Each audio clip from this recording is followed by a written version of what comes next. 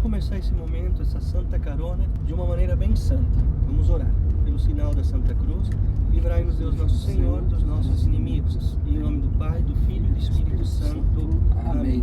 Vinde, Espírito Santo, enchei os corações dos vossos fiéis e acendei neles o fogo do vosso amor. Enviai o vosso Espírito e tudo será criado e renovareis a face da terra. Oremos. Ó Deus que instruíste os corações dos vossos fiéis com a luz do Espírito Santo, fazei que apreciemos retamente todas as coisas, segundo o mesmo Espírito, e gozemos sempre da sua consolação. Por Cristo Senhor nosso. Amém. E aí, jovem, estamos começando mais um Santa Carona e eu queria perguntar para você se você já passou no nosso Facebook.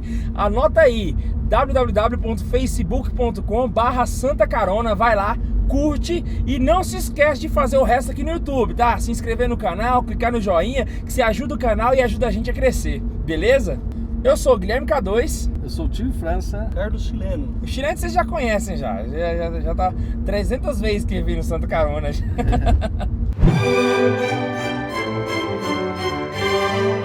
França, o seu pai já faleceu. Sim, né? Bastante tempo. Eu sei que você tem uma história com ele, assim, que vai além do que os filhos convencionais têm. Como é que é, mais ou menos? Realmente é uma história que mexe muito comigo, né? Porque é uma história que teve um final que eu não gostaria que fosse daquele jeito, né? Eu gostaria que tivesse um outro final, mas as coisas não acontecem como a gente deseja, né? Eu sou do Rio de Janeiro, uma família de pai, mãe e 4 filhos, duas moças e 2 rapazes, né? Eu, meu irmão, Domingos, 2 irmãs, Joseli e Luzia, e uma família pobre, né? Eu costumo dizer que é uma família com muita fartura, né? Fartava tudo. Né? Rio de Janeiro capital. Capital, antigo estado da Guanabara, né? Não sei se o pessoal conhece, o pessoal novinho não conhece não, né? Antigo estado da Guanabara, que depois teve a fusão, mas isso é uma outra história para uma aula de geografia. E a gente era muito, muito pobre, e eu, desde que comecei a ter um entendimento, eu achava que o culpado pela nossa miséria era o nosso pai, né? E eu tinha assim um desejo que ele saísse do nosso caminho, da nossa vida, né? Eu não gostava do meu pai.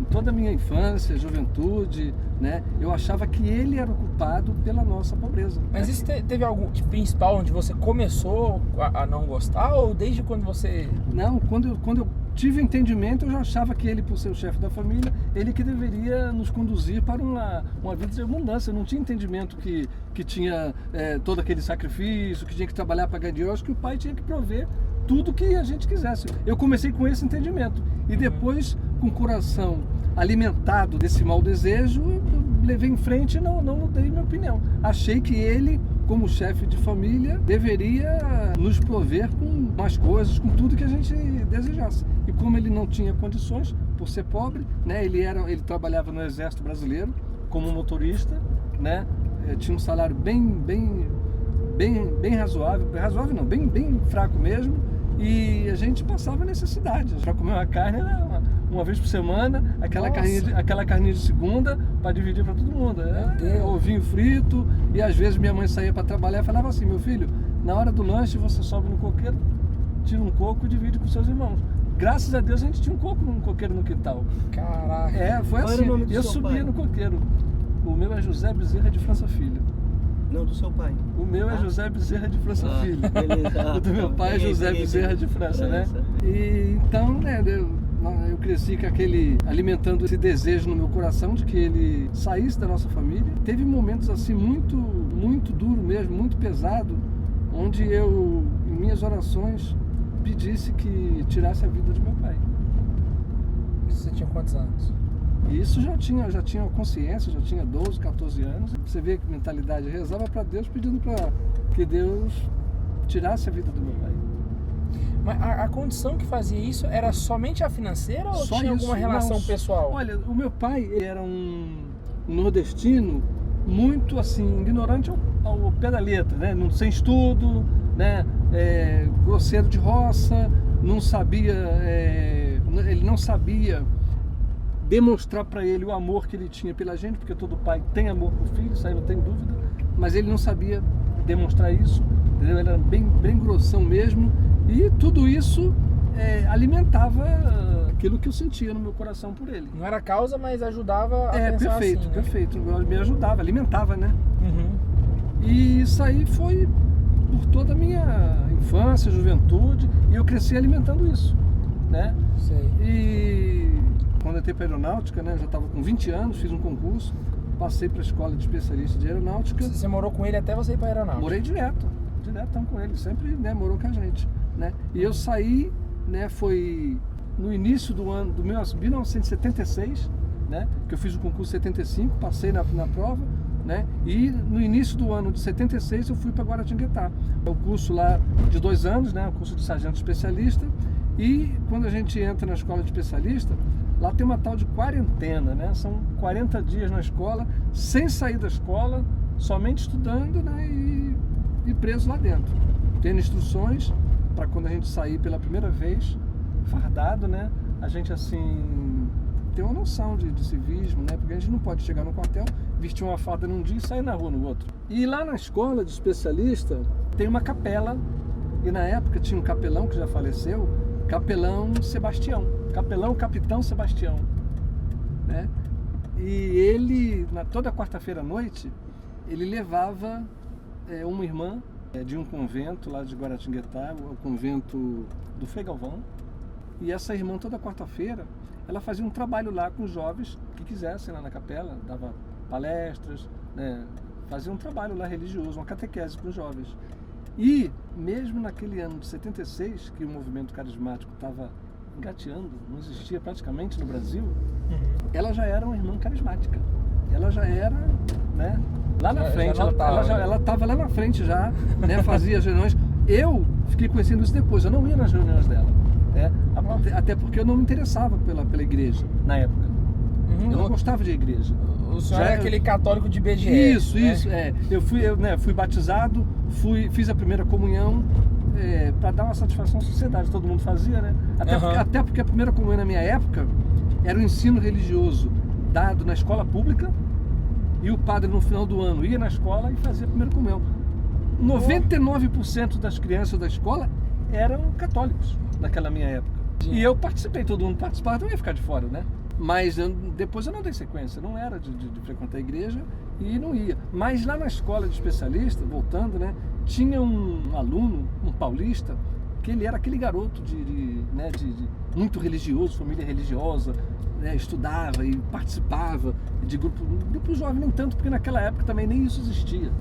Na minha época não tinha grupo de jovem na igreja. Mas ele participava muito, cantava nas missas, né, ajudava o padre, tocava violão, e ele sempre me chamava toda quarta-feira: França, vamos lá na igreja, vai ter uma... E eu sempre desviando, dando desculpa, não gostava. Até que quase no final da quarentena, faltava praticamente uma semana para terminar a quarentena, ele chegou para mim e falou assim: França, hoje a irmã vai falar sobre família, um tema muito bom, você não quer participar não? Só fazer uma pergunta, esse rapaz, ele era... Aluno junto com você? Da minha esquadrilha, isso, Uhum. esquadrilha. E ele falou assim: não, hoje a irmã vai fazer um momento lá com os jovens e ela vai falar sobre família. E eu pensei comigo, esse cara toda semana me perturba para ir nessa igreja, só tem um jeito de eu me livrar dele. Eu vou, né, uma vezinha, participo, depois eu digo que não gostei, e ele não vai me chamar mais, porque eu já fui, né? E eu pensei comigo, eu entro na igreja, sento lá no último banco, escolho um banco assim perto da parede, encosto a cabeça na parede e tiro um cochilo de 1 hora enquanto a irmã está falando. Esse foi o meu pensamento. E eu fui, só que quando eu entrei na igreja, eu senti algo diferente. Aquela minha ideia de sentar no último banco, encostar a cabeça na parede e tirar um cochilo, quando eu vi, eu estava sentado no primeiro banco. Não sei como foi, eu estava sentado no primeiro banco, com desejo de participar realmente do que ia acontecer ali, me entregar. Do nada o coração abriu. Do nada o coração abriu, aquele coração de pedra, de repente ele se abriu. E eu participei mesmo, levantei e orei junto com eles lá, cantei, falei, e me abri mesmo, mas com vontade mesmo. Não estava entendendo nada, porque minha ideia era sentar lá no último banco e ficar deixando o tempo passar. E eu estava no primeiro. Aquilo ali tudo mexeu comigo. no final, ela encerrou o momento com a exposição do Santíssimo. Ela, né, todo mundo lá ficou, né, preparado no joelho, aquela coisa toda que, né, que eu não estava entendendo muito, né, aquilo ali que estava acontecendo, estava assim meio aéreo, meio né, pisando em nuvens, né, não estava sabendo o que estava acontecendo ali. E quando ela trouxe o Santíssimo para o altar, eu do nada levantei e me ajoelhei lá nos pés do altar. Pra quem queria dormir, você estava bem acordado, Para quem queria dormir, né, eu estava, né, foi o primeiro, sem que ela mandasse nem nada. Ela trouxe o Santíssimo, colocou, eu levantei e me ajoelhei debaixo do altar, baixei a cabeça. Você nem assim. sabia se podia. Nem sabia se podia, mas eu não sabia se podia, mas eu achei que podia. Dá pra entender? Sei. Eu falei, se esse é Deus, por que eu não posso chegar nele? Sei. Né? E quando eu me ajoelhei diante do Santíssimo, eu senti o meu corpo queimar e eu senti como se estivessem abrindo o meu peito. E de repente aquele coração, ele mudou completamente o meu modo de ser, de pensar, e o sentimento que eu tinha pelo meu pai. Naquele momento eu fiz uma das maiores descobertas da minha vida. Naquele momento, diante do Santíssimo, eu descobri o amor que eu tinha pelo meu pai e o entendimento que ele fazia muito mais do que ele podia, né, para manter a gente, manter a sua família. E ele não tinha culpa nenhuma da gente ser pobre. Ninguém quer ser pobre. Exatamente. Não é? Ninguém quer ser pobre. Todo mundo quer viver bem, ter tudo, mas muita gente não tem a condição, né? E naquele tempo, muito mais ainda. E eu, naquele momento, foi assim, foi um milagre. Porque parece que tiraram meu coração, eu não sei se colocaram o outro, se foi o mesmo. Mas é totalmente diferente. Eu comecei a sentir um amor muito grande pelo meu pai e o entendimento, né, e um arrependimento, aquela coisa toda. E eu passei a viver aqueles últimos dias da quarentena só pensando em voltar para casa correndo e me prostrar nos pés do meu pai, deitar mesmo, me prostrar mesmo, beijar os pés do meu pai e pedir perdão a ele. E eu passei aqueles últimos dias da quarentena em função disso. E você não podia ter contato nenhum com ele antes? Não, eu estava em Guaratinguetá, né, na escola ali no Rio, né? Eu pensei comigo, isso não é para eu resolver por telefone. Isso tem que ser pessoalmente. Então não falei nada. Esperei terminar a quarentena. Por quê? Porque estávamos numa quarta-feira, tá? E na terça-feira da semana seguinte ia ser a licença. Ia terminar a quarentena e ia para casa. Eu ia de São Paulo para o Rio de Janeiro. E então eu comecei a me imaginar. Eu vou chegar no Rio, né? E primeira coisa, vou chegar em casa, vou me jogar no chão, deitar nos pés do meu pai, beijar os pés do meu pai e pedir perdão a ele pelo filho que eu fui. Estava completamente arrependido e aquela grande descoberta, um amor mesmo, né? Eu pensando comigo, vou abraçar meu pai e vou falar para ele, ô velho, a partir de agora é nós, né? França, quando você saiu de casa para ir para o exército, para a aeronáutica, né? Como que você saiu em relação ao seu pai? O meu último contato com ele foi uma briga que eu tive com ele e um desejo de quando eu voltasse que ele não estivesse mais em casa. Nossa. Né? Eu senti esse desejo, mas essa briga foi só da minha parte, porque ele não brigava comigo. Você que brigou com ele? Era um monólogo, a briga era um monólogo. Então eu né, fiquei aqueles últimos dias da quarentena só pensando nisso. Né? Vou para casa, vou pedir perdão ao meu pai, as coisas vão mudar. Nossa, eu estava outra pessoa, mas eu estava feliz demais por ter descoberto o meu pai. E quando foi no domingo, o último domingo antes da quarentena, dia 11 de abril, de manhã, eu estava na sala de estudo, né? Estava estudando porque segunda-feira eu ia ter uma prova, né? Até me lembro, prova de eletricidade básica, quando um aluno patrulha entrou na sala, né, e anunciou que eu deveria me dirigir à sala do oficial de serviço, que ele queria falar comigo, né? E eu saí da sala, fui até a sala do oficial do dia. Quando eu entrei na sala do oficial de serviço, oficial do corpo de alunos, ele colocou a mão no meu ombro, né? Nenhum superior coloca a mão no ombro do subalterno para falar alguma coisa, para chamar atenção alguma coisa. Mão no ombro, para mim, é o que é? É consolo, né? No caminho você achou que era para dar uma bronca? Eu achei que era alguma coisa, alguma bronca, né? Só que quando ele colocou a mão no meu ombro, sem que ele falasse uma palavra, eu perguntei para ele, tenente, o que aconteceu com meu pai? Aí ele falou assim, ó, teu pai acabou de ter um derrame no Rio de Janeiro, fulminante, no banheiro, ele estava tomando banho. E ele morreu. Foi como se o chão tivesse saído debaixo dos meus pés, porque eu esperei 20 anos para descobrir o amor que eu tinha pelo meu pai descobria, né, a maravilha que era ter um pai, quando eu descobri que tomei aquela iniciativa, aquela coragem de pedir perdão a ele, né, pelo filho que eu fui, ele estava morto, eu não tive essa oportunidade, essa chance de pedir perdão a ele. E um detalhe, para você ver o quanto ele me amava. Quando eu cheguei na escola, no início, né, nos primeiros dias, eu tirei algumas fotos e mandei essas fotos para o Rio de Janeiro. Então eu fui para o Rio, chegando lá, essas fotos que eu tirei no início da quarentena e mandei para o Rio, minha mãe me chamou quando eu cheguei no Rio e falou assim: filho, tem uma foto aqui que o seu pai pediu essa foto para ele, e você sabe o que meu pai fazia com essa foto lá no bairro? Ele andava com ela, chegava para os amigos dele e falava assim: olha aqui, ó, tá vendo isso aqui? É o orgulho da minha vida que está estudando em São Paulo para ser sargento da aeronáutica. E era que ele não conseguia, né? Ele demonstrava para as outras pessoas e ele não conseguia. É perfeito, ele não conseguia demonstrar assim como a gente demonstra hoje, né? Abraça o filho, beija, diz que ama. Ele não tinha essa, até pela criação que ele teve. Ele foi criado no sertão. E ele, de vez em quando, ele contava umas histórias lá que até de Lampião ele correu. Ele vendia rapadura, farinha na feira, e uma vez o bando de Lampião, a história que ele contava, entrou na cidade e ele correu da feira com as coisas dele, juntou sacola e saiu correndo, porque o bando vinha e catava tudo, né? Pra fugir pro mato, o bando de Lampião. Eu acho interessante isso que você falou, o tanto que é difícil a gente falar para demonstrar o amor que a gente tem pelas pessoas, né? Quantas pessoas a gente vê hoje declarar o amor que sente pelos pais numa rede social? E aí fica aquela pergunta, será que essa pessoa demonstra no dia a dia? Porque é difícil, é fácil a gente demonstrar o tanto que a gente ama alguém para outra pessoa, né? E é fácil eu virar para vocês e falar assim: nossa, eu amo minha mãe e meu pai demais da conta. Mas o que você faz diretamente para ela, não é isso? Exatamente, olhar nos olhos e dizer eu amo você é um negócio muito complicado. Porque eu vejo muita gente dizer que é magoado com os pais exatamente por isso, porque o pai não demonstra, porque nunca ouviu o Eu Te Amo dos pais, mas nunca fizeram uma reflexão para perceber que eles também não têm essa coragem. O pai, ele também precisa de colinho, de carinho, também fica carente, né? Não é só o filho não, tá?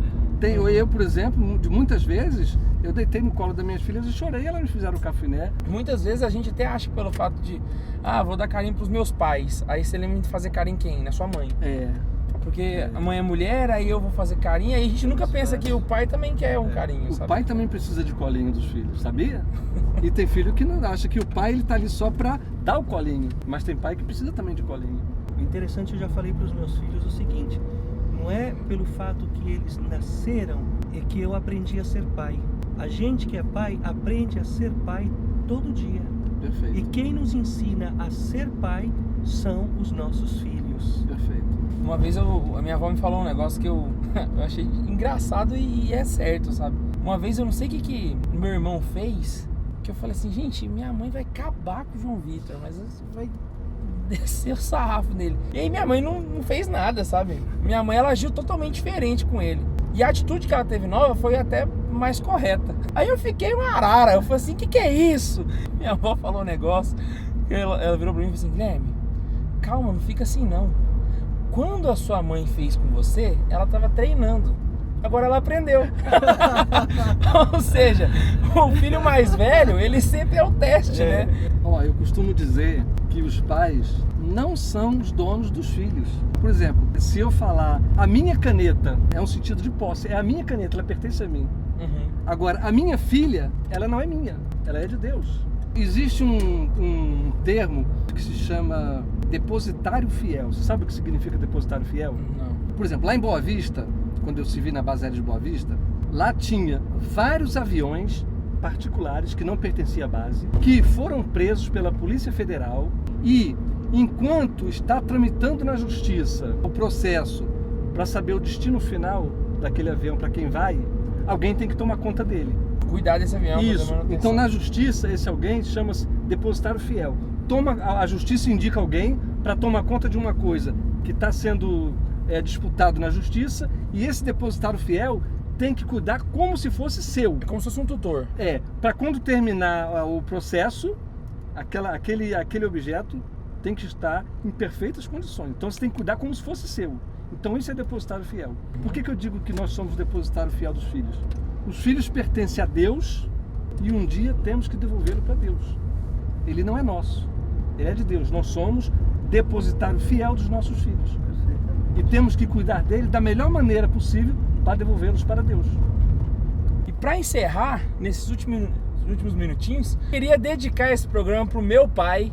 Eu não moro com ele e a gente se vê muito pouco. Ele sabe, não sei nem se ele vai assistir esse vídeo, mas eu queria dizer que os poucos momentos que a gente teve junto foi o suficiente para que eu descobrisse o quão importante você é para mim. Esse episódio fica para você. Um beijo no coração e benção. Vou aproveitar também porque eu vou ligar pro meu pai para ele assistir o Santa Carona. Paizão, ó, te amo, Deus te abençoe, não te troco por ninguém, nem por São Francisco de Assis, você é único. Ser pai é bom demais, mas ser vovô, você não faz ideia. Meu pai sabe.